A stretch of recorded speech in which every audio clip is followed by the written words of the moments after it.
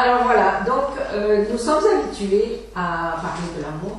Dieu est amour, bien sûr, et nous parlons beaucoup, nous, de l'amour.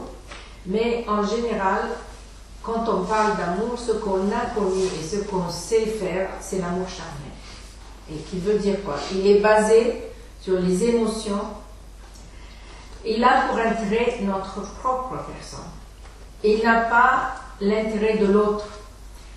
Alors, par exemple, moi, je vais aimer celui qui est gentil avec moi, ou celui qui fait ce que je veux qu'il fasse. Alors je l'aime. S'il ne le fait pas à la longue, c'est pas celui-là que j'aime, n'est-ce pas? Nous sommes habitués à ça. Donc, le vrai amour a pour priorité l'autre, pas le moi, l'autre. Et donc, on va bien sûr faire référence à Dieu qui est la source de l'amour. Le verset, tout le monde le connaît, 1 Jean 4, verset 8 et verset 16. Dieu est amour. On le connaît, on le dit. Alors, seulement je veux souligner, c'est la première partie de notre étude, et justement j'ai dit à Alain, s'il vous plaît, on va garder les questions à la fin, parce qu'il y a une succession de pensées et je ne veux pas interrompre, et après ça on peut répondre aux questions. Donc, il y a une partie ici, quand on dit Dieu est amour, qu'est-ce que nous voulons dire exactement? Est-ce que Dieu est amour, ça veut dire amour égale Dieu? Est-ce que Dieu est seulement amour? Donc si moi je pense comme ça, Dieu égale amour et amour égale Dieu, c'est une fausse théologie en fait. Parce que Dieu, et nous le limitons à un de ses attributs. L'amour c'est un des attributs de Dieu. Et nous allons voir, non pas tous les attributs, puisqu'il est illimité, mais je veux seulement souligner ça pour que nous puissions comprendre que quand Dieu est amour, il est aussi justice, il est aussi saint, il est aussi tout. Alors là, par exemple, je souligne, il est justice, il est omniprésent, il est immuable, ça dit qu'il ne change jamais, il est omnipotent, il est sagesse. On ne peut pas dire Dieu est sage. Hein? C'est la différence. C'est comme on dit Dieu est amour, Dieu est sagesse. Parce que la sagesse vient de lui. Il est sagesse tout le temps. C'est pas qu'un jour, bon, il va me dire quelque chose de sage, comme nous faisons. Donc voilà, Dieu est fidélité. Dieu est omniscient. Il est saint. Il est parfait. Il est infini. Il est éternel, il est lumière, il est impartial, il n'a pas de favori, il est l'alpha et l'oméga, il est inaltérable, on ne peut pas le changer et lui ne change pas, il a dit ça. Et ça, ce n'est pas tous les attributs de Dieu. Hein. Donc, je cite tout ça pour dire, quand on dit Dieu est amour, il n'est pas seulement amour, parce que tout fonctionne dans la totalité de Dieu. Quand il nous traite avec amour, en même temps il fonctionne avec sa justice, en même temps il fonctionne avec sa sainteté, etc. Ok? Donc, si on comprend ça, quand nous sommes face à des difficultés dans nos vies, on se demande, mais comment Dieu peut permettre ça? Dieu est amour, comment ça se fait que moi je souffre tellement, etc. Mais parce que Dieu n'est pas seulement amour. Il agit dans toute la totalité de sa personnalité et parfois il nous laisse souffrir un peu pour apprendre une leçon, peut-être. Et il fonctionne avec la perfection qu'il a dans toutes les situations. Donc il va voir des choses, puisqu'il est omniprésent et omniscient, il va voir des choses que moi je ne vois pas. Et il va permettre. Hein? Donc il fonctionne dans tous ses attributs et dans toute sa connaissance, dans toute sa sainteté, à chaque situation. Tandis que moi, je vais être partial. Moi je vois seulement mon côté. Je ne vois pas qu'est-ce qui se passe autour de moi, je ne me vois pas moi-même. Et alors Dieu, il sait ce qu'il fait. Bon, alors on a établi ça. On va aussi voir comment son amour se manifeste. Et ça ne veut pas dire que ce que j'ai relevé est toutes les façons de la manifestation de son amour, mais c'est quelques façons. Donc, dans Romains 5,8, il dit « Mais Dieu prouve son amour envers nous, en ce que lorsque nous étions encore pécheurs, Christ est mort pour nous. » Donc, il avait pour priorité notre intérêt. On n'était pas bien. Mais il n'a pas attendu jusqu'à ce que je me repente et faire tout ça. Non, il avait l'intérêt de l'humanité et donc il est mort avant nous. Et c'est là qu'on dit c'est un amour inconditionnel.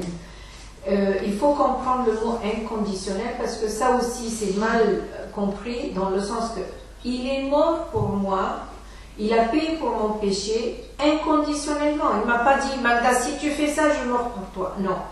Mais après ça, il a des conditions dans la vie chrétienne. Donc il ne faut pas confondre entre son amour qui a été donné sur la croix et après ça que je dois faire moi par moi qui est conditionnel.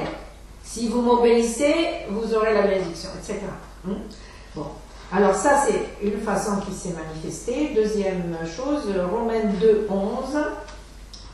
Devant Dieu, il n'y a point de favoritisme. Ça, c'est très important pour nous de comprendre. Il est impartial, il est objectif. Jamais il va aimer quelqu'un plus que l'autre. Jamais. Il est éternel. Son amour est éternel.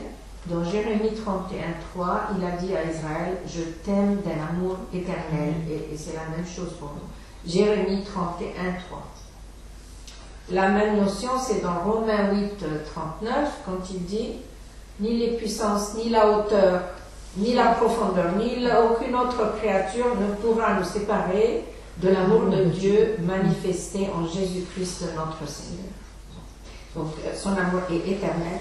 Je veux aussi souligner ici que parfois, quand je me sens, par exemple, dans une situation injuste, alors, l'être humain a tendance à dire, mais Dieu, comment il me traite comme ça? Donc je l'accuse. Mais en même temps, il faut comprendre que rien ne me sépare de son amour. Il me laisse payer le prix de ce que j'ai semé. Je récolterai ce que je sème. Mais ça ne veut pas dire qu'il ne m'aime pas. De nouveau, notre notion de l'amour que l'autre doit faire ce qui me plaît à moi, inclut Dieu. C'est pas ça l'amour. Et il nous aime parce qu'il veut nous faire à l'image de Jésus, son Fils. Alors, tant qu'il y a des choses en Magda qui n'est pas du tout de Jésus, il va permettre de me façonner jusqu'à ce que j'arrive à l'image de Christ. Bon. Ok, alors, quatrième façon, il s'est manifesté, il se manifeste d'ailleurs, quand il nous châtie, quand il nous discipline.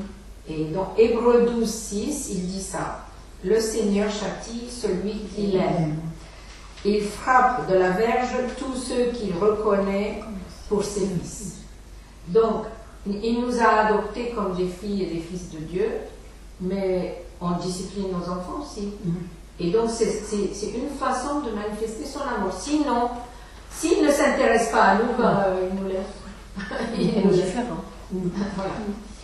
Alors, son amour aussi est irrésistible. Quand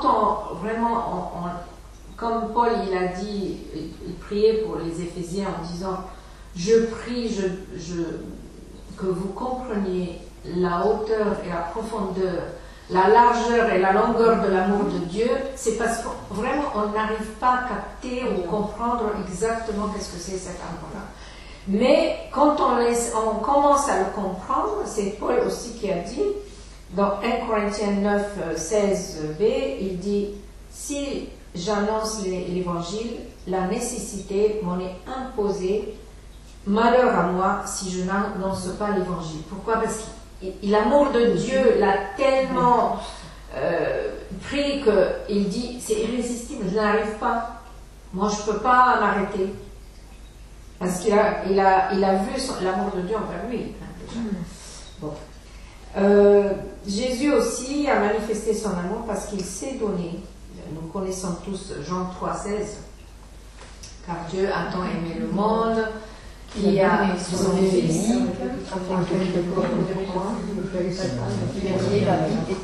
Voilà, donc ça, il s'est donné. Dans Tite 3, 4 et 5, il s'est sacrifié pour nous, et il dit, lorsque la bonté de Dieu, notre Sauveur, et son amour pour les hommes ont été manifestés, il nous a sauvés, non à cause des œuvres de justice que nous aurions pu faire au fait, mais selon sa miséricorde, par le bain de la régénération et le renouvellement du Saint-Esprit. On va répéter ça. Parce que c'est important aussi de comprendre quand il s'est donné, mais il attend une réponse de notre part. Donc, il s'est donné, pas à cause de mes œuvres, pas parce que je suis sainte, mais il s'est donné quand nous étions encore pécheurs. Alors il dit, il a manifesté son amour aux hommes, il nous a sauvés, non à cause des œuvres de justice que nous aurions faites, mais selon sa miséricorde, par le bain de la régénération et le renouvellement du Saint-Esprit. Ça veut dire que dès qu'on devient chrétien, nous savons qu'on a le Saint-Esprit, on reçoit le Saint-Esprit, mais il ne vient pas seulement comme ça, parce que bon voilà, il reste et puis rien ne change. Il renouvelle notre intelligence.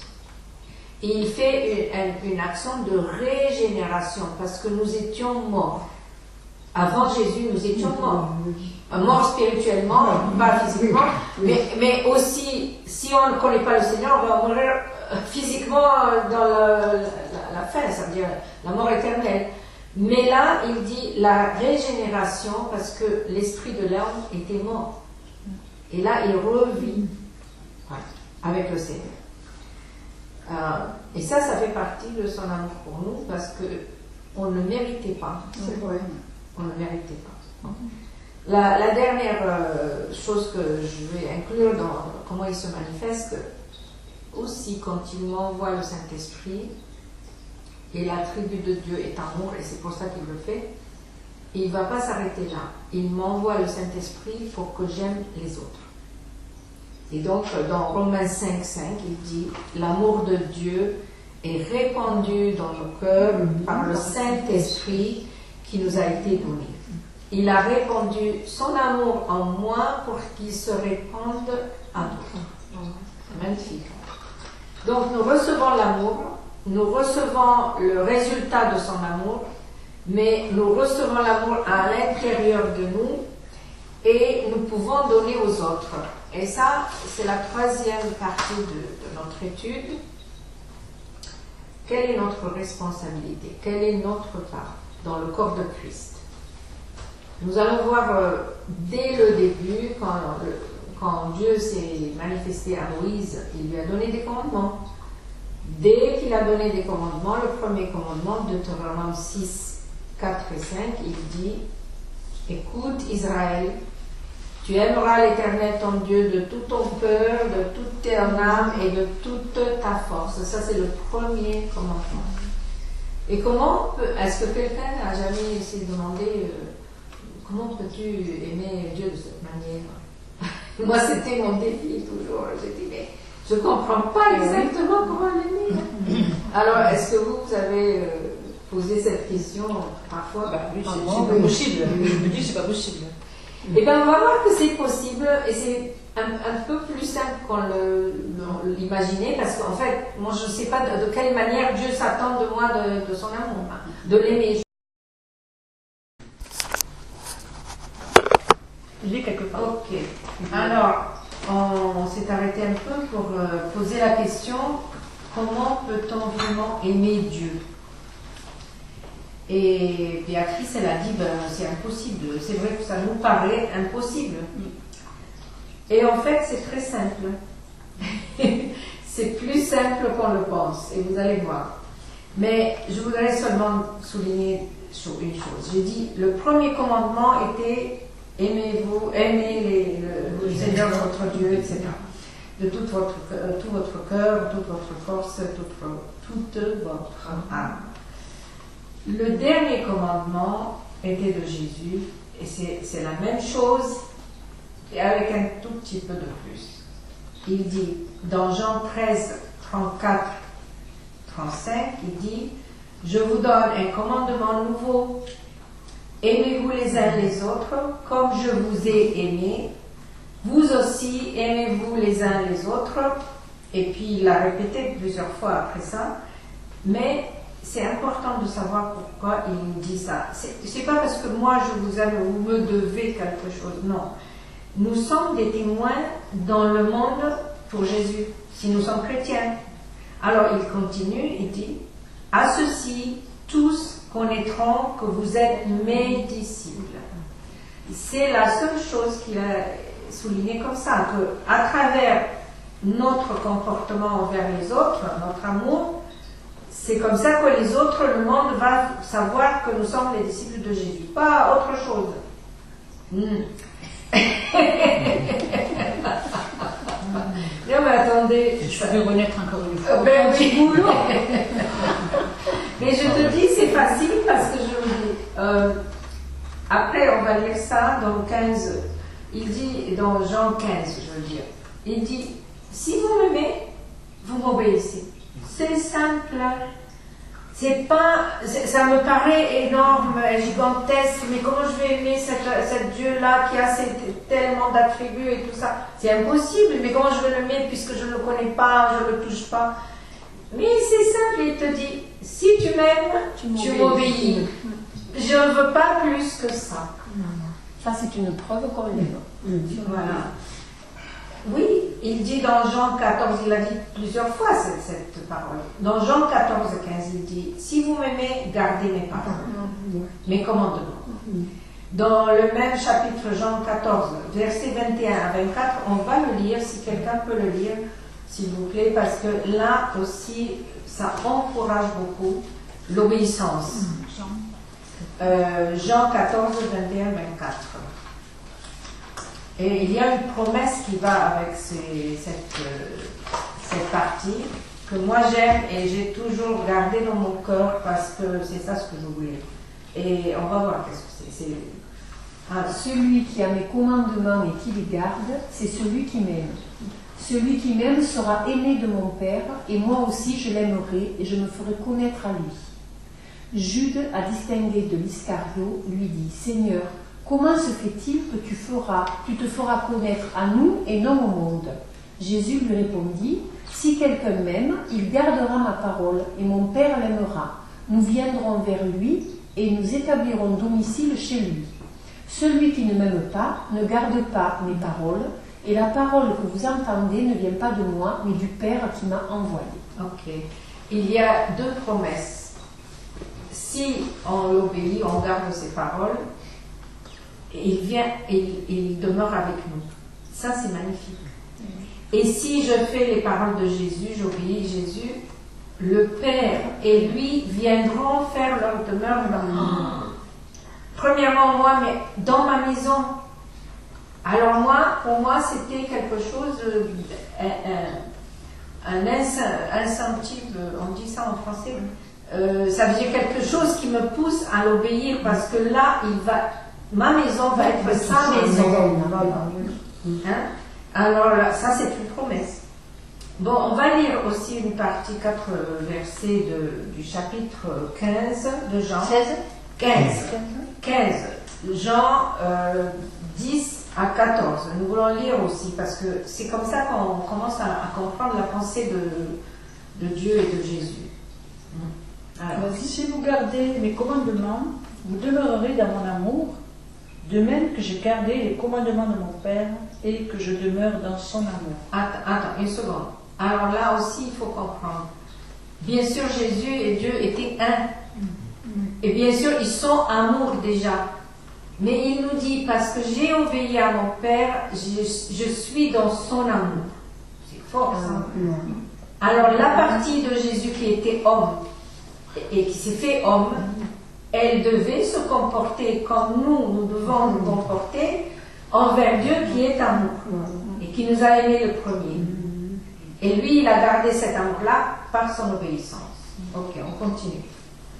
Je vous ai dit ces choses afin que ma joie soit en vous et que votre joie soit parfaite. Alors, si par exemple je dis, oh non, mais c'est très dur les commandements de Dieu, moi je n'ai pas envie, eh bien en fait, je vais être misérable. Il nous dit, la seule façon d'avoir la joie qui demeure en nous est d'être dans cette obéissance parce que nous aurons la paix. Et personne ne peut me perturber. Et c'est la joie aussi, la promesse. On continue. C'est ici mon commandement. Aimez-vous les uns les autres, comme je vous ai aimé. Il n'y a pas de plus grand amour que de donner sa vie pour ses amis. Vous êtes mes amis si vous faites ce que je vous commande. Je ne vous appelle plus serviteur, parce que le serviteur ne sait pas ce que fait son maître, mais je vous ai appelé ami, parce que je vous ai fait connaître tout ce que j'ai appris de mon Père. Ok, on va s'arrêter là. Et là aussi, c'est une autre promesse, que si on obéit les commandements de Dieu, c'est pas une menace, mais tout le bénéfice, c'est à moi. Ça veut dire que quand il dit je vous appelle ami au lieu de serviteur, parce qu'un serviteur c'est comme si je suis dans l'esclavage. Mais en fait, si je suis ami à Dieu et lui il est mon ami, il va me confier les choses qu'il a dans le cœur à lui, ce qu'il veut faire. Et là, je ne suis pas seulement serviteur, je suis co-équipière avec Dieu pour accomplir ce qu'il veut faire dans le monde. C'est magnifique. Voilà, donc il a répété 4 fois dans ce passage seulement, aimez-vous les uns les autres, etc. Bon. Comment on doit s'aimer les uns les autres? En fait, on va lire et étudier et appliquer sa parole, parce que sans connaître sa parole, comment on va l'obéir? Donc, c'est primordial pour chaque chrétien de se tenir avec le Seigneur le matin, lire un peu, et tout le temps que je lis, tout le temps que je passe ce temps-là avec Dieu, il y a la parole qui rentre en moi et qui devient une partie de moi. Et donc, ça serait plus facile d'obéir puisque je connais qu'est-ce qu'il veut. Et quand je ne me comporte pas comme il le veut, le Saint-Esprit en moi, il va me rappeler. Il va me rappeler la parole. Et en fait, Jésus a dit aux disciples aussi, en Jean 8, 31, il a dit, si vous demeurez dans ma parole, vous êtes vraiment mes disciples. Dans le même chapitre, Jean 8, 32, il dit, vous connaîtrez la vérité, et la vérité vous affranchira. Donc, sans la parole, je ne peux pas savoir ses commandements, je ne peux pas savoir la vérité, et donc je peux dévier de la vérité et de la sainteté à cause du fait que je ne lis. Enfin, peut-être je l'ai lu il y a 10 ans ou 20 ans, mais ça ne suffit pas. Voilà, tous les jours. Voilà. Ok, alors voilà, une autre parole de Jésus dans Jean 15, 3, il dit, déjà vous êtes purs à cause de la parole que je vous ai annoncée. Les disciples écoutaient la parole de Dieu, enfin de Jésus pendant qu'il était là, et ils les pratiquaient. Ils n'écoutaient pas seulement et puis ils faisaient ce qu'ils voulaient. Non, ils pratiquaient, ils appliquaient ce qu'ils apprenaient et ils vivaient de cette manière. Bien sûr, il faut dire que ça fait peur un peu parce que nous savons que nous sommes très loin de là. Bien, c'est ça. Mais même les disciples étaient très loin de ce que Jésus voulait. Mais petit à petit, progressivement, et ils se sont appliqués, le Saint-Esprit les a convaincus de péché, ils se repentent et ils se corrigent. Et petit à petit, ben voilà, ils sont devenus les vrais disciples de Jésus. Nous allons lire 1 Corinthiens 13 parce que c'est là, premièrement c'est la parole, et c'est ce que la parole nous dit par rapport à comment aimer. Alors, si tu veux lire, Béatrice, 1 Corinthiens 13, Versets 1 à 7, et puis après ça, tu sautes jusqu'au 10, 11.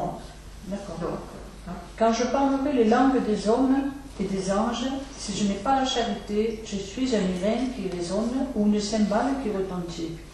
Et quand j'aurai le don de prophétie, la science de tous les mystères et toute la connaissance, quand j'aurai même toute la foi jusqu'à transporter des montagnes, si je n'ai pas la charité, je ne suis rien. Et quand je distribuerai tous mes biens pour la nourriture des pauvres, quand je livrerai même mon corps pour être brûlé, si je n'ai pas la charité, cela ne me sert de rien. La charité est patiente. bon, la charité, chez toi, c'est la charité, mais dans d'autres L'amour. Ok, donc le mot charité, ici, je transforme. c'est l'amour. L'amour est patient. Ouais. L'amour est patient, il est plein de bonté, il n'est point envieux, il ne se vante point, il ne s'enfle point d'orgueil, il ne fait rien de malhonnête, il ne cherche point son intérêt, il ne s'irrite point, il ne soupçonne point le mal, il ne se réjouit point de l'injustice, mais il se réjouit de la vérité, il excuse tout, il croit tout, il espère tout et il supporte tout. Quand nous connaissons en partie et nous prophétisons en partie, mais quand ce qui est parfait sera venu, ce qui est partiel disparaîtra. Lorsque j'étais enfant, je parlais comme un enfant et je pensais comme un enfant. Je raisonnais comme un enfant. Lorsque je suis devenu homme, j'ai fait disparaître ce qui était de l'enfant. Merci, Béatrice. Voilà. On connaît tous peut-être ces versets, mais le problème ici, on peut dire, bon voilà, c'est comme ça que Dieu m'aime. Mais aussi, ici, il parle d'aimer les uns les autres, et donc, c'est le patron sur lequel je dois m'appliquer à aimer les autres. Bon, on peut le lire, et puis on dit oui, c'est super, oui. Mais en application, en vraie expérience, c'est très difficile, n'est-ce pas? C'est difficile. Et pourquoi j'ai voulu lire le dernier verset? Quand j'étais enfant, je me comporte. Parce que quand nous étions enfants, eh ben, vous savez qu'est-ce qui se passe dans les écoles, on parlait de ça l'autre jour. On peut être très méchant. Méchant vers les autres, il n'y a pas d'amour, bien sûr. Et en même temps, rancunieux. En même temps, je vais me venger. Il était méchant avec moi, moi je vais être méchante avec lui, et ainsi de suite.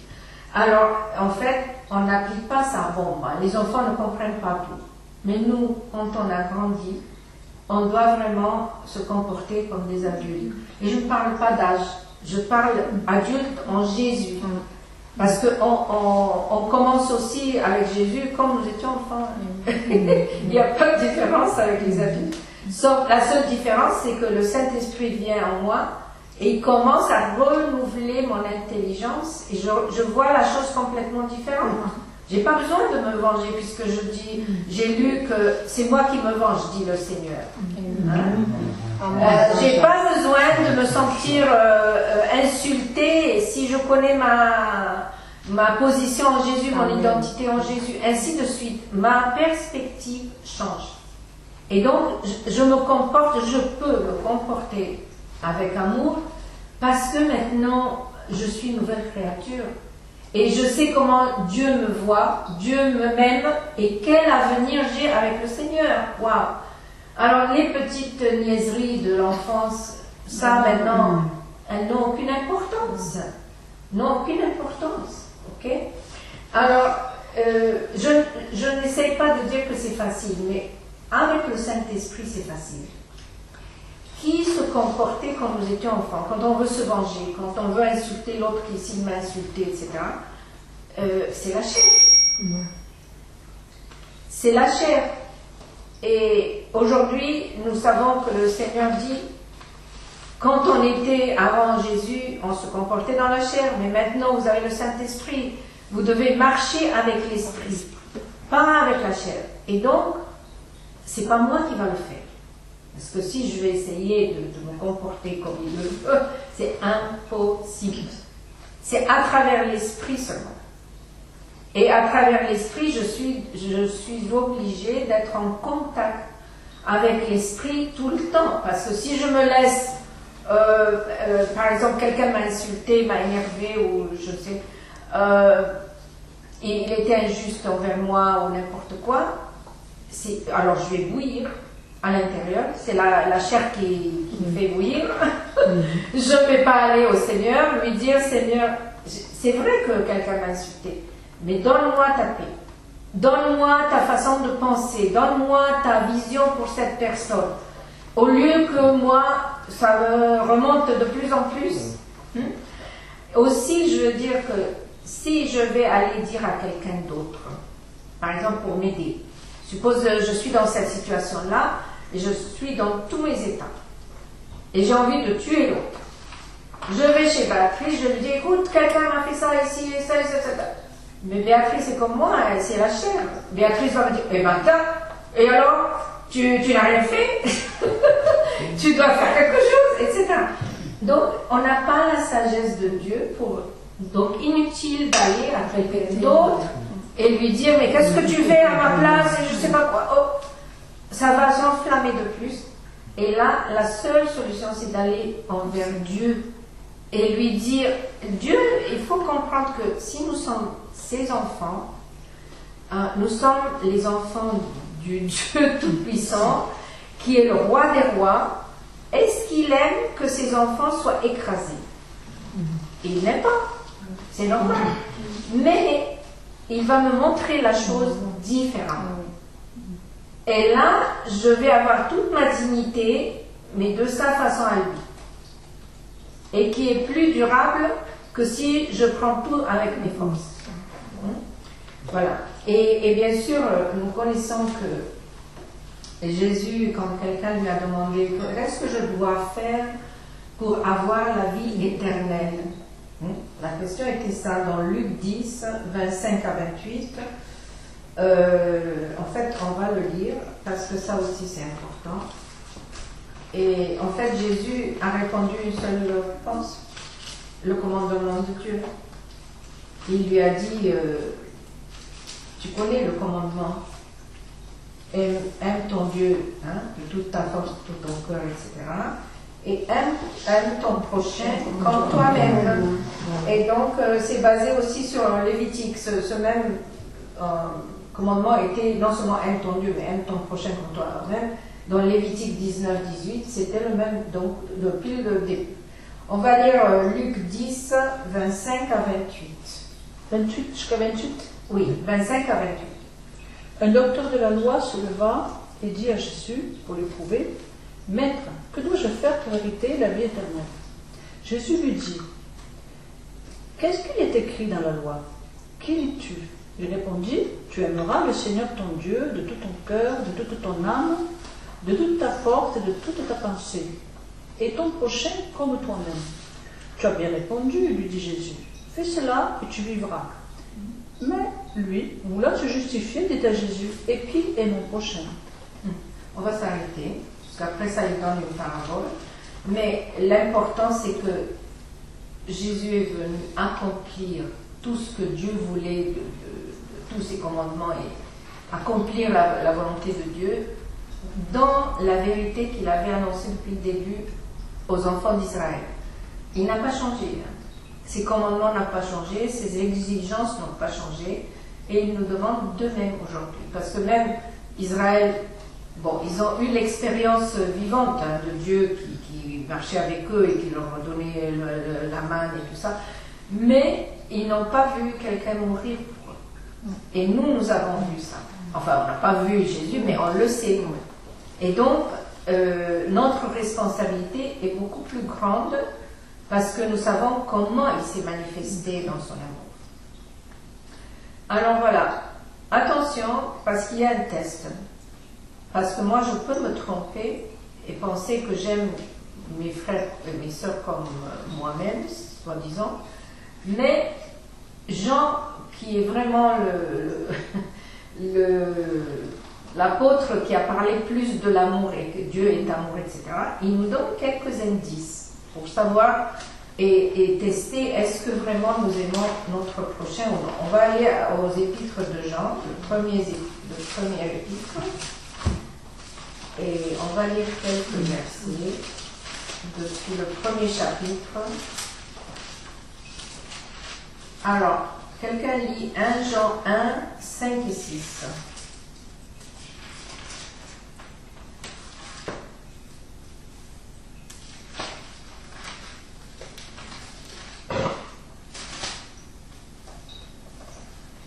Voici le message que nous avons entendu de lui et que nous vous annonçons. Dieu est lumière et il n'y a pas de ténèbres en lui. Si nous disons que nous sommes en communion avec lui tout en marchant dans les ténèbres, nous mentons et nous ne mettons pas la vérité en pratique. Mais si nous marchons dans la lumière, tout comme Dieu lui-même est dans la lumière, nous sommes en communion les uns avec les autres et le sang de Jésus-Christ, son Fils, nous purifie de tout péché. Donc la chose à retenir ici, c'est que Dieu est lumière. Et si nous marchons avec lui, on doit être lumière nous-mêmes. On ne peut pas marcher dans les ténèbres. On va lire la continuation. Alors, pour savoir si nous sommes lumière ou pas. Alors, 1 Jean 2, 9 à 11. Celui qui dit qu'il est dans la lumière et qui est son frère est encore dans les ténèbres. Celui qui aime son frère demeure dans la lumière et aucune occasion de chute n'est en lui. Mais celui qui est son frère est dans les ténèbres. Il marche dans les ténèbres et il ne sait où il va parce que les ténèbres ont aveuglé ses yeux. Je vous dis, moi j'ai lu ça plusieurs fois, mais ça m'a vraiment bouleversée pendant cet été-là. Parce que j'ai dit, oh là là, ça veut dire on n'est pas dans la lumière. Si on n'est pas dans la lumière, ça veut dire on est dans les ténèbres, et ça veut dire que c'est cet homme qui s'occupe de moi, et c'est grave. Hein. On peut très très bien vraiment dévier du salut même, parce qu'on va voir, s'il te plaît, 1 Jean 3, 14 à 16.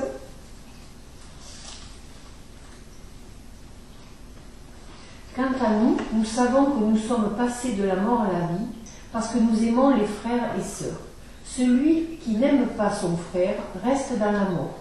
Tout homme qui déteste son frère est un meurtrier, et vous savez qu'aucun meurtrier n'a la vie éternelle en lui. C'est grave, hein? Alors là, moi, je vous dis, moi, j'ai vraiment, ça m'a... Donc, quand ça a été illuminé, oui, ça a été illuminé cet été. Je ne peux pas dire que je n'ai jamais lu le premier épître de Jean, mais j'ai dit, mais c'est grave. Ça veut dire que je peux dire, par exemple, j'aime Jésus, je prends Jésus, mais je hais quelques-uns. Oui. Il y a peut-être un mot un peu différent que haïr, mais qui veut dire. Il faut la définition Okay, de haïr. Oui, je peux te définir, mais attends, dis-moi qu'est-ce que tu penses qu'on peut utiliser à part haïr. Pas que. Aimer, c'est fort, quoi. Aimer, c'est fort, et haïr, c'est fort. C'est Bon, fort. c'est bon. Mais c'est très subtil et c'est très insidieux. Parce que la haine, ça vient de Satan. Bien sûr, Dieu est amour. Bon, il n'y a pas de haine. Satan est haine. Alors, il ne va pas te faire la chose comme ça directement. Eux, ton frère. Non. Il va te monter. Il va te. L'indifférence s'installe. Ça peut être indifférence, mais ça peut aller plus loin que ça. Parce que. Oui, ça amène à la haine, l'indifférence. Mais attends, par exemple, tu m'as heurté, tu m'as blessé, et tu avais tort. Donc moi, je ne suis pas contente. Si je laisse ce ressentiment en moi, qu'est-ce qu'il va produire? Une rancune. Attends, mais laisse-moi finir. Une rancune. La rancune, donc chaque fois que je vais me rappeler de quelqu'un qui m'a blessé, oh, ça remonte en moi. Hein, petit à petit, je ne vais pas l'aimer. Et si je ne vais pas l'aimer, je ne vais pas même vouloir son bonheur. Mais je m'en fiche s'il va à la vie éternelle ou pas. Hein, tu vois? Et en fait, c'est une façon subtile de haine. Parce que si j'aime quelqu'un, je veux qu'il soit avec moi dans la vie éternelle. Et donc, c'est très subtil de Satan. Il va me monter. Et là, sans me rendre compte, en fait, je le hais. Et si je le hais, sans me rendre compte, je ne vais pas hériter la vie éternelle. Mais c'est grave. Parce que dans le royaume de Dieu, il n'y a pas de haine. Il est amour. Il n'y a pas de haine. Il n'y a pas de ressentiment. Il n'y a pas de pleurs. Il n'y a rien de ce que nous souffrons sur terre. Alors si je nourris tout ça, le résultat va être assez grave pour perdre mon salut. Hein? C'est grave. Et pourquoi je dis tout ça? Parce que vraiment aussi on doit se rappeler de ce que Jésus a dit quand ses disciples lui ont demandé quels sont les signes de la fin des temps. Bon, il a parlé de plusieurs choses, bien sûr, mais une des choses flagrantes, l'amour de plusieurs va Et pourquoi il souligne quelque chose comme ça? Ça veut dire que l'ennemi va jouer sur ce sentiment-là particulièrement parce que nous sommes susceptibles. Il sait comment nous manier. Et plusieurs vont perdre leur amour. Et en même temps, pourquoi Satan fait ça? Parce qu'il veut qu'ils perdent leur salut. Ça va loin, ça va très très loin. C'est vraiment. Alors, à nous à ne pas entretenir ces idées, ces pensées, ces. Voilà. À les arrêter en sachant tout ça, comme ça va loin. J'aimerais vous lire quelques lignes de ma lettre de mars cette année, mars 2013. Parce que là aussi, j'étais au Canada en ce temps-là, et puis voilà, je voyais qu'il y avait des choses qui se passaient. Et si je parle, Dieu est amour aussi. Comment nous pouvons être dans la malcompréhension de ce qui est amour. Moi, j'écris ici. Nous sommes les enfants du Père et nous savons qu'il nous aime. Cependant, notre concept de l'amour est corrompu par l'amour charnel que nous connaissons. Nous sommes habitués à compromettre, à accepter l'iniquité et à tourner les yeux vis-à-vis du péché de ceux que nous aimons. Puisqu'on aime quelqu'un, ben voilà, on ne fait rien de mal. Okay, bon. Nous nous attendons que le Seigneur fait de même avec nous. Et c'est ça qu'il ne va pas faire, parce qu'il est saint. Car il nous aime. Et bien, on a toujours dit ça. L'argument courant dans le monde, hein, moi je vous dis Canada, Égypte ici, l'argument courant, c'est de vous joindre avec n'importe qui parle de Jésus, parce qu'on doit aimer les uns les autres. Ça aussi, c'est une façon vicieuse, oui, et vraiment complètement fausse, que l'ennemi nous donne. Je parle ici, par exemple, je dois m'unir avec les catholiques dans l'œcuménisme, parce qu'on doit aimer tout le monde. Moi, je les déteste pas. Mais je ne vais pas m'unir avec quelqu'un qui ne connaît pas Dieu. Par exemple. Alors ça, c'est un argument qui est tout le temps devant nous. Bon. Aimer notre prochain pour le salut de son âme, qu'est-ce que ça veut dire? Et d'être un témoin vivant pour Jésus-Christ. Et quiconque met la main sur la charrue ne regarde pas en arrière et n'est pas propre au royaume de Dieu. Si je regarde, ça veut dire que si je suis menacée, mais moi, ici je soulève ou je relève plusieurs points parce que je vois des cas devant moi qui se passent comme ça. Moi j'aime Jésus, je veux le suivre, mes parents, suppose, ou ma famille va me persécuter. Alors qu'est-ce que je fais? L'ennemi me dit, si tu veux garder l'amour de ta famille, tu laisses Jésus, mais laisse tomber, tu vas perdre tout le monde. Mais Jésus a dit, si tu mets la main sur la charrue, il ne faut pas regarder en arrière. Dieu va s'occuper du reste, mais moi, je garde mon amour avec le Seigneur. Et si j'aime les personnes qui me persécutent et qui ne connaissent pas Dieu, c'est à travers ma persévérance avec le Seigneur que je vais les amener au Seigneur. C'est pas à travers de compromettre et de leur dire ok, laisse tomber Jésus, je vais être avec toi parce que je t'aime et tout ça, ça ne les amène pas au Seigneur. C'est pas aimer l'autre. Exactement. Donc il faut réfléchir qu'est-ce que c'est aimer l'autre. Hein? Alors, aimer notre prochain et vouloir l'amener vers la vérité qui la franchira de la séduction du monde des péchés enfoui dans la profondeur de son âme. Parce que tout être humain, il y a des choses, on n'analyse pas trop. Mais en fait, c'est ça que le Saint-Esprit vient pour faire. Il vient pour révéler et exposer tout ce qui n'allait pas. Et là, si moi, j'aime mon frère, je vais lui dire certaines choses. Bien sûr dans l'amour. Mais je ne le laisse pas comme ça. Alors, je vais finir bientôt, ça va pas être loin, très long.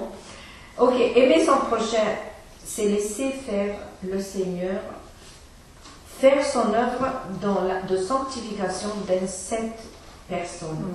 parce qu'il veut nous purifier. Et si j'aime mon frère, Jésus veut le purifier aussi. Et donc, je ne peux pas, par exemple, je vois quelqu'un qui souffre à cause de son péché. Alors, j'essaye de ma propre force aller le soulager, lui dire non, ça va, non, ne t'en fais pas, Dieu est amour. Si je vois qu'il fait quelque chose qui ne va pas, je dois lui dire. Parce que Jésus veut sa sanctification, il veut sa sainteté, il veut purifier nos cœurs afin d'aimer de cette manière-là. Oui, on n'a pas toujours le courage. Et le Saint-Esprit te donnera. Et te donnera les paroles.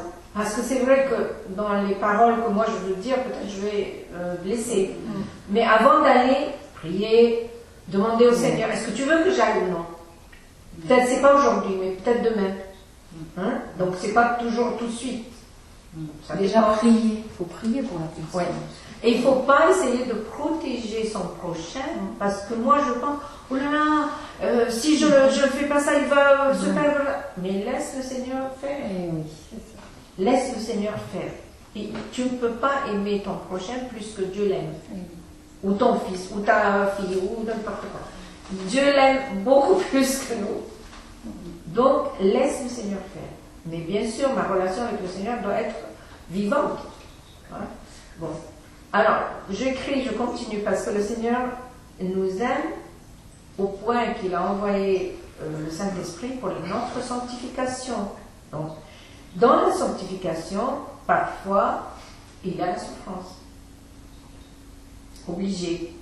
Mais la souffrance est due à la bataille qui se produit en nous, dans notre âme, quand nous savons que le Seigneur nous demande quelque chose, et mais moi je ne veux pas la faire. Alors là, je suis vraiment déchirée parce que je veux servir le Seigneur, mais en même temps, je ne veux pas faire ça. Et la souffrance vient d'ici, mais ce n'est pas lui qui m'amène la souffrance. Hein? C'est parce qu'on résiste. On résiste. Voilà. Et parfois, on n'obéit pas parce qu'on se dit des justifications dans nos têtes. Nous estimons que notre intelligence est plus importante que celle du Seigneur. Moi, je connais cette personne très bien. Hein. Moi, je vais là. Voilà. Et donc, l'amour du Père n'a point d'origine dans les émotions et la sentimentalité. Parfois, Dieu nous voit souffrir, comme j'ai dit au début, parce qu'il veut nous corriger. Et moi, comme soit père, mère, ou frère, ou sœur, ou ami, ou je ne sais pas quoi, toutes mes relations, je ne dois pas les gérer à travers l'émotion et la sentimentalité. Sinon, c'est la chair. Je ne vais pas aider mon frère, et c'est moi et lui qui vont tomber dans le péché. Bon. Si c'était le cas, Dieu était sentimental, si c'était le cas, Dieu n'aura pas envoyé son Fils à la croix. Jésus, venant du Père, comprenait cela, et que l'obéissance, la croix, l'humiliation sur la croix, la souffrance était un passage obligé qui manifeste son amour pour l'humanité. Donc, je ne suis pas plus haut que le Seigneur. Si lui, il a souffert, bon, peut-être je vais souffrir aussi. Mais c'est pour l'autre. C'est parce que j'aime l'autre et je veux absolument que l'autre soit dans la vie éternelle. Voilà. Et nous savons qu'est-ce que Jésus a dit. Mon âme est triste jusqu'à la mort, mon Père. S'il est possible que cette coupe s'éloigne de moi, toutefois, non pas ce que je veux, mais ce que tu veux. Amen. Pour finir, aimer notre prochain et faire la volonté du Père concernant le frère ou la sœur, la mère, etc. Aimer notre prochain nécessite parfois de faire un choix difficile pour faire la volonté du Père, même si notre prochain va la comprendre mal ou il va l'interpréter complètement mal, il peut même m'accuser, peu importe. Si je suis sûre à travers ma relation avec Dieu et que je suis vraiment convaincue du Saint-Esprit que je dois faire telle ou telle chose, je le fais. Peut-être ça ne va pas être apprécié, peut-être, mais je vais vous dire de ma propre expérience, c'est apprécié après. Pas à la minute même, mais après, ça c'est apprécié. Alors écoutez, moi j'ai fini à peu près ce que je voulais dire, sauf qu'on n'a pas fini encore avec cette leçon parce qu'il y a quelque chose du témoignage que je voudrais